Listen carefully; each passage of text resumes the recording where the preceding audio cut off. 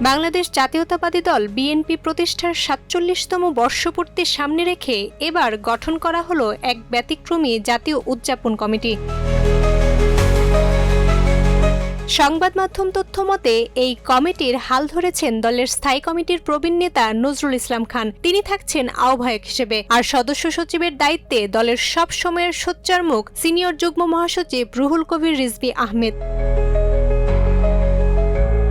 শুধু তাই নয়, এই কমিটিতে জায়গা পেয়েছেন বিএনপির রাজপথের বহু পরিচিত মুখ। আছেন খায়রুল কবির খোকন, হাবিবুন নবী খান সোহেল, শহীদউদ্দিন চৌধুরী অ্যানি, আব্দুল সালাম আজাদ, সৈয়দ ইমরান সালেহ প্রিন্স, সাইয়েদুল আলম বাবুল, মাহবুবুর রহমান শামীম, শাহিন শওকত, অনিন্দ ইসলাম অমিত, আসাদুল হাবিব দুলু, জি.কে. গৌস, অধ্যক্ষ সেলিম ভুইয়া, শরীফুল আলম এবং দলের সাহসী কণ্ঠ শামা ওবায়েদ।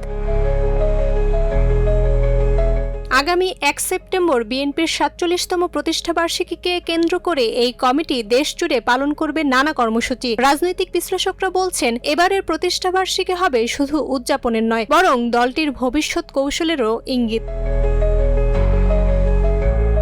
জান্নাতুল মাওয়া, প্রজন্ম ২৪।